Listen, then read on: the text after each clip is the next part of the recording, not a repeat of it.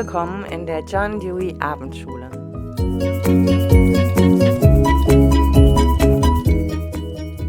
Mein Name ist Anja Besant, ich bin die Direktorin der John Dewey Forschungsstelle für die Didaktik der Demokratie und ich habe heute eine besondere Ausgabe für Sie zu präsentieren.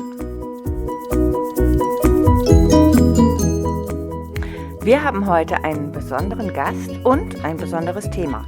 Wir wollen uns nämlich mit der Frage beschäftigen, was sexuelle Bildung mit politischer Bildung zu tun hat. Und unser Gast ist Danilo Ziemen. Er kann sich aber am besten selbst vorstellen.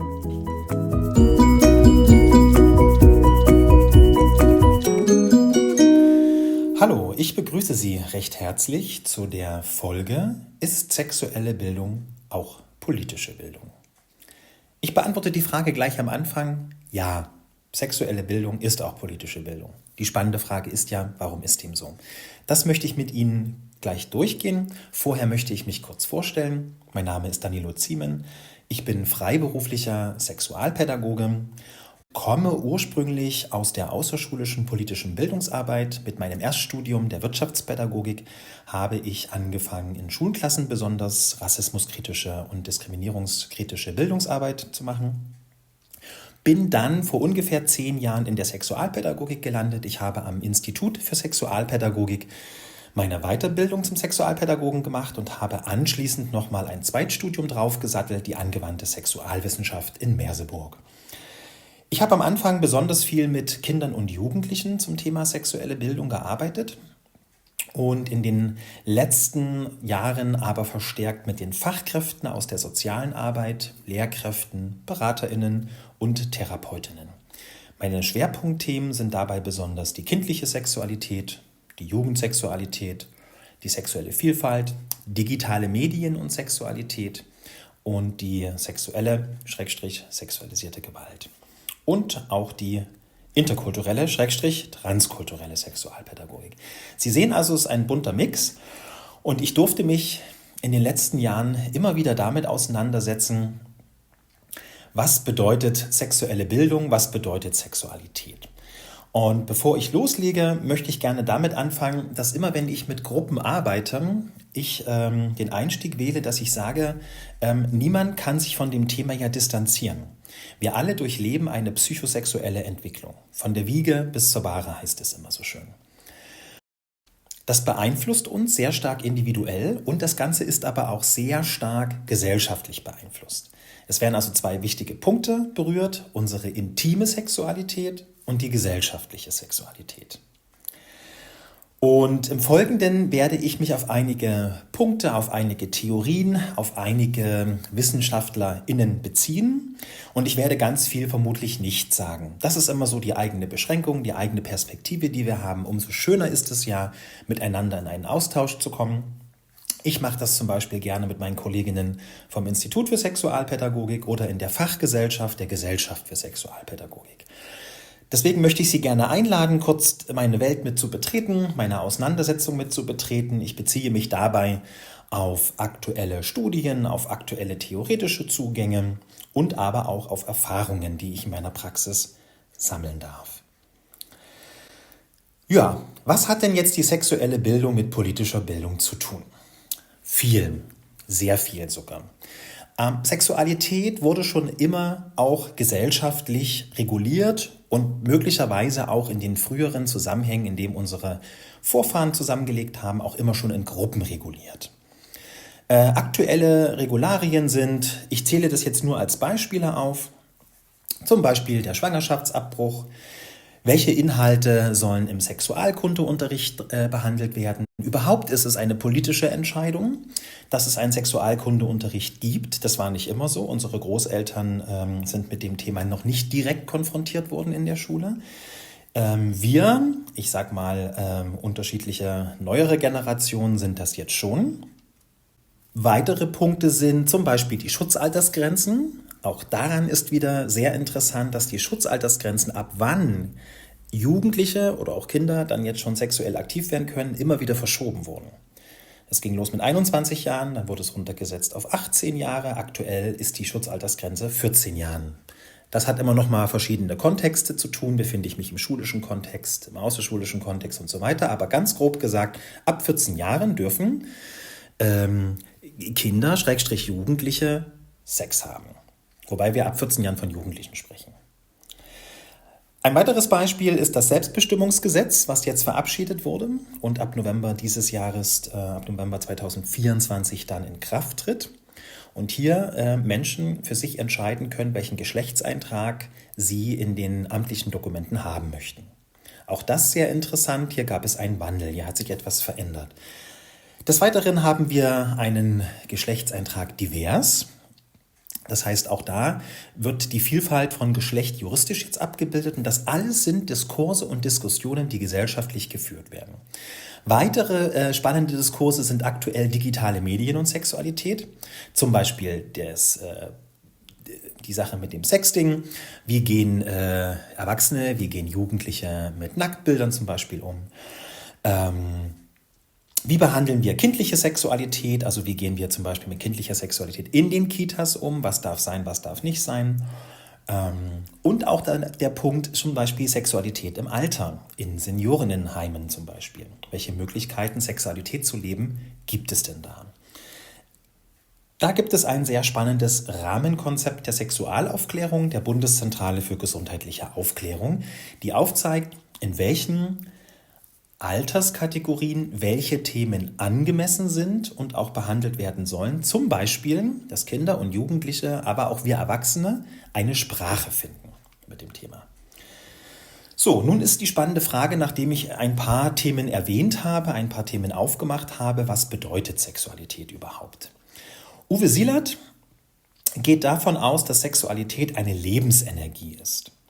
Was bedeutet nun Lebensenergie? Es ist ja erstmal die spannende Frage, wie viel natürliche und wie viel kulturelle Sexualität ist denn eigentlich in uns drin? Arnold Gehlen hat den spannenden Satz geprägt, der Mensch ist von Natur aus gesellschaftlich und seine Sexualität ist es damit auch. Das heißt, wir können gar nicht mehr so genau trennen, was ist Natur und was ist Kultur. Unsere Sexualität ist kulturell beeinflusst. Das können wir sehen, wenn wir in andere Länder, in andere Regionen, auf andere Kontinente schauen. Wie wird dort Sexualität gelebt? Wie wird sie verhandelt? Wie ist zum Beispiel das Erbrecht, das Eherecht? Wer darf wie mit wem zum Beispiel auch sexuell in Kontakt treten? Welche Schutzaltersgrenzen gibt es? Welche Diskurse werden geführt? Wir leben ja in einem Land, was bis vor einigen Jahrzehnten ja noch getrennt waren. Und da gab es in der Bundesrepublik und in der DDR unterschiedliche Diskurse auch zum Thema Sexualität. So hieß zum Beispiel die Pille in der DDR ganz offiziell Wunschkind-Pille. Das ist ein anderer Frame, als er in der BRD möglicherweise vorhanden war. Also da sehen wir, Kultur muss jetzt nichts mit Ländern zu tun haben, sondern es hat etwas auch mit Gesellschaften zu tun. Und Regionen möglicherweise zu tun. Jetzt komme ich nochmal auf den Punkt zurück, dass Uwe Sielert sagt, es ist eine Lebensenergie. Und mit Energie meint Sielert genau das, dass dem Gesellschaftlichen auch immer wieder Momente des Individuellen innewohnen. Das ist ja das Ambivalente, in dem wir uns bewegen und in dem wir leben. Sexualität ist einmal ganz individuell persönlich, weil wir haben zum Beispiel, etwas macht uns Lust oder auch Unlust. Wir haben Fantasien, Begehrensfantasien, auch sexuelle Fantasien. Und die wiederum sind Teil unseres individuellen Seins. Und gleichzeitig ist es aber immer wieder ganz stark auch gesellschaftlich beeinflusst. So zum Beispiel ja auch die ganzen Paragraphen zum Thema Pornografie zum Beispiel, die Paragraphen zum Thema sexueller Missbrauch, die alle im Strafgesetzbuch sind. Ja, diese Energien bedienen sich unseres Körpers. Und das ist ja eine Banalität, das ist banal, es bedient sich unseres Körpers. Was anderes kann Sexualität ja auch gar nicht sein, weil wir es ja in uns spüren. Unser Leib ist mit unseren ganzen Muskeln involviert, mit unseren Geschlechtsorganen, mit unseren Sinnen, die wir haben und mit unserer Haut zum Beispiel. Die Haut gilt auch als das größte Sexualorgan überhaupt. Und sie ist riesig, ein großes Sexualorgan. Es muss also nicht immer genital sein. Und Es wird gesagt, Sexualität ist sinnvoll. Was heißt das? Sexualität hat verschiedene Funktionen. Und wenn ich jetzt von verschiedenen Funktionen spreche, die kommen wiederum auch von Uwe Sielert, dann heißt es nicht, dass das bei allen so sein muss und dass die sich immer schön voneinander trennen lassen. Die hängen ganz stark miteinander zusammen und sind bei jedem Menschen unterschiedlich ausgeprägt, weil jeder Mensch eine sehr individuelle psychosexuelle Entwicklung durchläuft. Immer wieder beeinflusst von unseren gesellschaftlichen Diskursen, von unseren gesellschaftlichen Umgängen mit Sexualität. Ich gehe jetzt auf die Funktionen ein. Es sind insgesamt 4 Funktionen. Den Fortpflanzungsaspekt. Wir alle sind TrägerInnen von Erbmaterialien und tendenziell kann aus diesen ein neues Lebewesen entstehen. Das ist ein sehr komplexer, ein sehr raffinierter Vorgang, in dem erstmal 2 Zellen miteinander verschmolzen werden und aus dieser dann wiederum ein neues Lebewesen entsteht, was das Erbmaterial enthält, aber ein völlig neues Individuum wird. Wir sind sehr viele Menschen auf der Welt und es gab ja auch noch viele, viele vor uns und jeder Mensch davon ist einzigartig. Und das ist schon erstmal eine Leistung der Natur, der Evolution, das zu schaffen, diese Einzigartigkeit herzustellen. Der nächste Aspekt ist der Lustaspekt. Wie gesagt, beachten Sie bitte immer, die Aspekte hängen alle ganz eng miteinander zusammen. Lustaspekt bedeutet, es geht um Lust, es geht aber auch um Schmerz, es geht um eine körperliche An- und Entspannung. Da kommt wieder der Körper ins Spiel. Sexualität hat immer mit unserem Körper zu tun. Der dritte Aspekt ist der Beziehungsaspekt. Sexualität stiftet Beziehung. Sei es in einer Paarbeziehung, seien es aber auch andere Menschen, die miteinander zum Beispiel sexuell, analog oder auch digital in Kontakt miteinander kommen. Es hat etwas mit deren Beziehung zu tun. Es stabilisiert möglicherweise deren Beziehung. Wir bekommen Wärme, wir bekommen Geborgenheit. Eine andere Seite des Ganzen kann aber auch sein, zum Beispiel Sexismus in einer Gesellschaft, der vorzufinden ist. Beziehung muss jetzt nicht immer gleich positiv gelabelt werden. Und aus diesem ganzen Konglomerat, was ich gerade Ihnen erläutert habe, kommt dann der 4. Aspekt, schließlich der Identitätsaspekt. Hier sind alle unsere Wünsche, unsere Bedürfnisse drin, unser Wollen, aber auch unsere Verrücktheiten, die wir in uns haben, stiftet dann Sexualität, unsere Sozialisation, unsere Erfahrungen, unsere sexuelle Identität. Wie möchte ich meine Rolle ausüben? Mit wem möchte ich sexuell in Kontakt kommen? Wie ist meine Begehrensstruktur, wird gesagt. Auf wen stehe ich, ist jetzt der Alltagssatz dazu. Ich komme zu einem ganz kleinen Zwischenfazit. Die deutsche Philosophin Bettina Stangnert hat, wie ich finde, einen sehr schönen Satz geprägt. Sex, nur darin besteht offensichtlich Einigkeit, ist zu gefährlich, um unkontrolliert zu bleiben. Und das ist immer wieder der interessante Punkt, auch gerade historisch. Inwiefern kontrollieren Gesellschaften Sexualität? Und Sie sehen ja schon oder haben es gehört, in dem Satz steckt auch drin, es gibt wenig Einigkeit beim Thema Sexualität. Wir können es uns vorstellen, wir sind gerade auf der Spitze des Eisberges und sehr, sehr viel liegt darunter.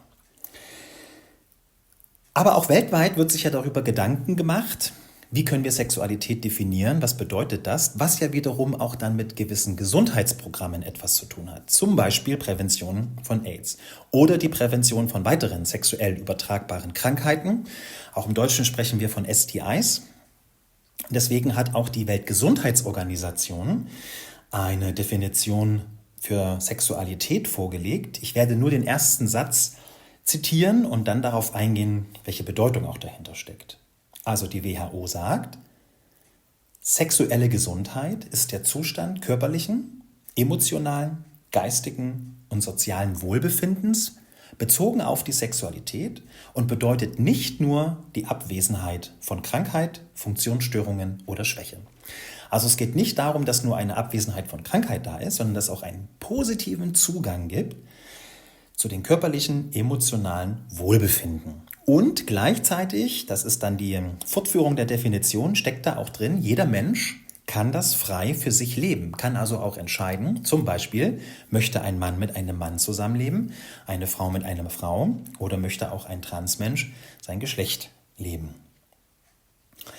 Das sind dann wiederum die sogenannten sexuellen Rechte.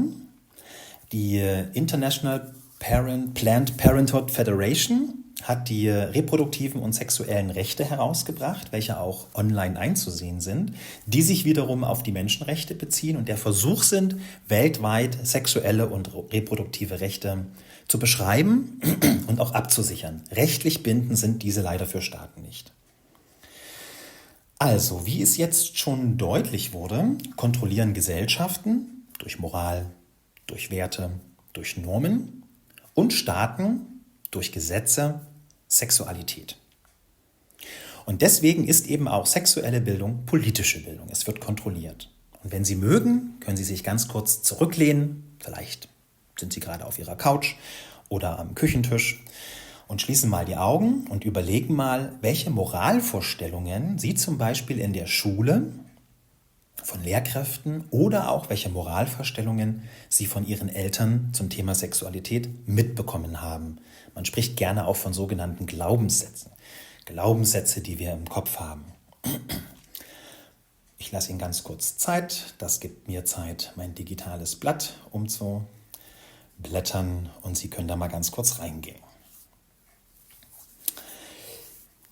Ja, vielleicht ist Ihnen jetzt schon ein, zwei Sachen im Kopf und das Ganze hilft nämlich, weil wir haben die Chance, darüber auch zu reflektieren, welche Glaubenssätze, welche moralischen Botschaften wurden uns mitgegeben, was haben die mit uns gemacht, wie haben die uns geholfen, wie haben die uns aber möglicherweise auch eingeschränkt. Ich komme jetzt nun direkt zu dem Begriff der sexuellen Bildung und warum dieser auch für die Schule, und damit meine ich verschiedene Unterrichtsfächer, wichtig ist. Vorher will ich aber gerne in eine Begriffsdifferenzierung reingehen. Es gibt unterschiedliche Begriffe. Wir sprechen auch teilweise von Sexualerziehung. Und Sexualerziehung, und es geht jetzt nicht mehr darum, die Begriffe zu sagen, der eine ist ein guter, der eine ist ein richtiger Begriff und der andere nicht.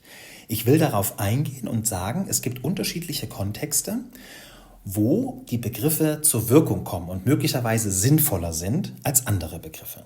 Sexualerziehung bedeutet die kontinuierliche und intendierte Einflussnahme auf die Entwicklung sexueller Motivationen, Ausdrucks- und Verhaltensformen. Hier geht es also wirklich darum, eine gewisse Richtung zu lenken. Und das kann in gewissen Kontexten durchaus sinnvoll sein, indem zum Beispiel auch gesagt wird, sexistische Sprüche auf der Straße, im Alltag, in der Klasse, auf der Arbeit sind nicht angemessen und verletzend. Das wäre dann der Punkt von Erziehung. Sexualaufklärung, das ist eine temporäre, also eine zeitliche Weitergabe von Informationen, Fakten und Zusammenhängen menschlicher Sexualität. Denken wir einfach nur mal an Schwangerschaft. Hier gibt es mögliche Informationen und Fakten, die wichtig sind. Oder denken wir an den Punkt Verhütung. Besonders Jugendliche wollen etwas über Verhütung hören und auch Lehrkräfte zum Beispiel finden es wichtig, über Verhütung im Unterricht zu sprechen. Und hier geben wir Fakten weiter. Was sind gute Verhütungsmethoden? Aktuell ist die Hauptverhütungsmethode in der Bundesrepublik bei Jugendlichen und bei Erwachsenen das Kondom. Und da braucht es Informationen. Was ist denn eine gute Benutzung des Kondoms zum Beispiel? Welches sollte ich mir aussuchen? Das sind Fakten, das ist Sexualaufklärung, die auch stattfindet. Sexualberatung ist Lern- und Entwicklungsprozesse eher für Einzelne, manchmal aber auch von Gruppen. Und das kommt meistens, wenn es einen Konflikt oder auch eine Krise gab. Das kann zum Beispiel passieren, dass es manchmal auch in einer Schulsozialarbeitsberatungsstelle zum Beispiel zum Thema kommen kann. Schwangerschaftsverhütung zum Beispiel. Das wäre dann eine Sexualberatung. Was heißt Sexualpädagogik? Die Sexualpädagogik erforscht und reflektiert die sexuelle Sozialisation. Also hier haben wir wieder auch den Punkt des Gesellschaftlichen und versucht dann auch intentional Einfluss zu nehmen darauf. Und gleichzeitig ist aber hier der wichtige Punkt drin, es wird auch darüber reflektiert, wie findet denn sexuelle Sozialisation statt. Denken wir aktuell nur an die sexuelle Selbstaufklärung anhand von digitalen Medien. Gut, nun kommen wir zu dem Begriff der sexuellen Bildung. Ich beziehe mich jetzt auf Karl-Heinz Faltl. der aktuell in Österreich in Wien lehrt. Er sagt, sexuelle Bildung mit 5 Punkten werde ich jetzt das versuchen, etwas wieder einzufangen. Sexuelle Bildung ist selbstbestimmt. Punkt 1. Selbstbestimmt bedeutet, sie ist lernendenzentriert. Also es geht auch darum zu schauen, worüber wollen Jugendliche reden. Wie wollen sie das vor allen Dingen auch tun? Und was müssen wir tun als Fachkräfte, damit wir die Autonomie fördern? Also zum Beispiel Selbstlernen stattfinden kann. Und hier kommen wieder digitale Medien mit ins Spiel. Und was brauchen wir, um das gut zu begleiten? Die sexuelle Bildung, zweitens, hat einen Wert an sich. Das ist ein Lebensgenuss. Und das hat etwas zu tun mit einem Selbstwertgefühl. Gerade denken Sie immer wieder daran, Sexualität betrifft unser Intimstes. Also es hat einen Wert an sich. Es ist da, es ist vorhanden und damit müssen wir auch darüber reden. Der dritte Punkt, sie ist konkret und brauchbar. Das heißt konkret, sie hat einen Realitätsbezug. Was sind aktuelle Diskurse? Worüber sollten wir aktuell sprechen? Ich komme wieder auf die digitalen Medien, Pornografie zum Beispiel oder auch Sexting. Genau, sie ist gegenständlich, was bedeutet, wir arbeiten zum Beispiel auch mit Körperübungen. Es geht ja auch darauf, Alternativen zu manchen Dingen, die uns vielleicht nicht ganz so passen, die in den digitalen Medien stattfinden, dann aufzuzeigen. Die sexuelle Bildung spricht viertens den ganzen Menschen an. Wir haben also auch einen Biografiebezug. Wir schauen möglicherweise, welche Geschichte hat ein Mensch. Sie ist lebenslang. Sexuelle Bildung bedeutet nicht, wir reden jetzt mit Kindern und dann haben sie es verstanden. Oder wir reden jetzt mit Jugendlichen und dann werden sie das schon umsetzen. Nein, auch wir Erwachsene sind mit der sexuellen Bildung konfrontiert, da sie nämlich ein Leben lang funktioniert. Und sie ist politisch. Sie guckt, welche Sexualkulturen gibt es und alle Gruppen, Institutionen, Schulen und so weiter haben immer eine Sexualkultur. Das muss nicht immer eine laute Sexualkultur sein, das kann auch eine leise oder vermeidende Sexualkultur sein. Sie reflektiert Normen und sie reflektiert Werte und sie positioniert sich auch politisch. Also, was ist der Brennpunkt? Wie können wir es fokussieren? Es geht um die sexuelle Selbstbestimmung. Menschen sollen in der Lage sein, sexuell selbstbestimmt zu leben. Spannende Frage, die wir jetzt nur rhetorisch stellen können. Ab wann erkennt ein Mensch, dass er sexuell selbstbestimmt ist? Da brauchen wir aber sehr, sehr viele Kompetenzen. Und genau darum geht es. Es geht um Kompetenzen. Zum Beispiel Sprache zu finden. Kommunikative Kompetenzen braucht es da. Es braucht viele Selbstkompetenzen. Es braucht die Fähigkeit, Kritik zu üben an gewissen Dingen, mir Hilfe zu holen, mir das einzugestehen. Wir müssen also gucken, neben aller Wissensvermittlung, wie können wir Kompetenzen stärken bei den Menschen, mit denen wir zusammenarbeiten.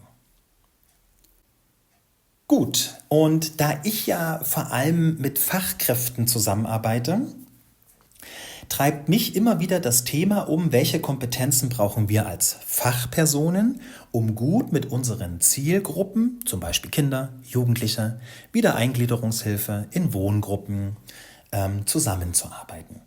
Und damit unsere Auseinandersetzung mit unseren Zielgruppen nicht willkürlich wird oder mal eben so eine Nebenbei-Pädagogik ist, müssen wir eben auch in die Auseinandersetzung und in die Reflexion gehen. Ich beziehe mich jetzt auf 3 Kompetenzfelder. Kompetenzfeld Nummer 1, wir brauchen eine Selbstkompetenz. Das meint ganz schlicht und ergreifend die Auseinandersetzung mit sich selbst. Wie bin ich denn sexuell geworden? Wie wiederum beeinflusst das mein Tun? Ich muss also auch in eine Reflexion gehen, meiner eigenen Biografie, in eine Reflexion von, bei welchen Themen bin ich vielleicht auch missionarisch unterwegs und geht es eher um mich und gar nicht so sehr um meine Zielgruppen? Und wie kann ich auch verstehen, dass auch ich zum Beispiel mit meiner Sexualität wirr bin? Sexualität ist selten eindeutig, sie ist meistens uneindeutig. Und das kann wiederum aber auch etwas ganz Befruchtendes sein miteinander. Also wir müssen auch uns reflektieren.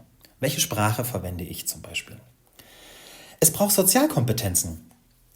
Was meint das? Ja, welche kommunikativen Kompetenzen habe ich denn, um mit Menschen in Interaktion zu treten? Das meint die ganzen Punkte mit. Wie viel Gelassenheit habe ich in mir? Wie achtsam bin ich mir selbst, meinen Wünschen und Bedürfnissen gegenüber? Wie viel Empathie habe ich für mein Gegenüber? Welche Situation kann ich halten und auch aushalten? Ich kann Ihnen sehr viele Geschichten als Sexualpädagoge erzählen, sowohl mit Jugendlichen als auch mit Erwachsenen, wo ich mit sehr persönlichen Fragen konfrontiert wurde. Und wie halte ich solch eine Situation? Wie kann ich auch Humor einsetzen? Also es geht immer zu gucken, wie kann ich mit meinem Gegenüber angemessen in Kontakt treten. Die sogenannten Sozialkompetenzen.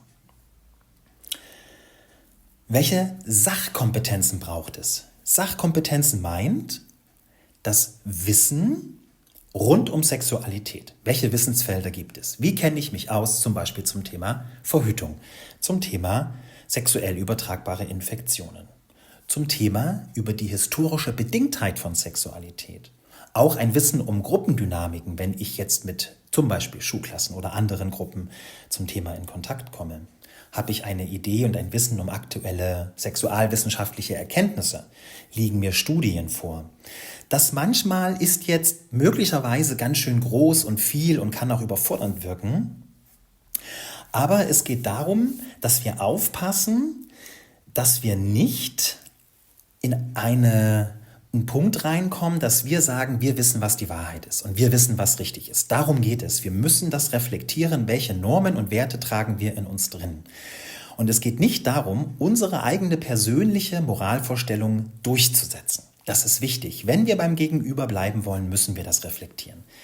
Ich mache noch mal kurz zusammenfassend. Es geht bei uns um die Selbstkompetenz, um die Sozialkompetenz und um die Sachkompetenz. Gut. Also, zum Abschluss möchte ich gerne nochmal darauf hinweisen, dass wir immer wieder gucken wie können wir auch ganz entspannt, wo können wir auch ganz humorvoll zum Thema Sexualität mit anderen in Kontakt kommen. Und darüber müssen wir eben auch mit uns selbst reflektieren und das ist auch kein abgeschlossener Prozess. Das ist nicht, dass wir sagen, jetzt haben wir das getan, jetzt sind wir fertig. Das können wir immer wieder tun. Und die Zukunft, die wird wohl sehr spannende Dinge bringen. Wie ist es zum Beispiel mit dem Thema künstliche Intelligenz und sexuelle Bildung? Welche Möglichkeiten haben zum Beispiel Jugendliche und Erwachsene heute schon, sich im Netz selbst aufzuklären? Wie ist das ganze Thema Sexroboter? Es geht los in der Sexualwissenschaft, dass wir darüber diskutieren, wie das ist, weil gerade auch gesellschaftliche Diskussionen ja immer wieder sagen, es geht immer mehr in die Vereinzelung und wir haben mit uns selbst zu tun. Vielleicht müssen wir irgendwann gar keinen Sex miteinander haben, weil es gibt Roboter. Ja, ich hoffe, ich konnte bei Ihnen etwas Freude und auch Lust darauf hinwirken, dass Sie sagen, Sie möchten gerne nochmal in das Thema der sexuellen Bildung eintauchen.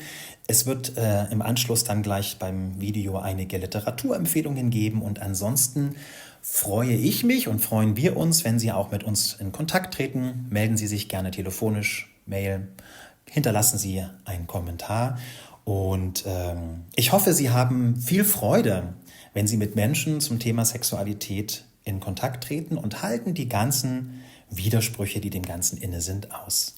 Vielen Dank fürs Zuhören.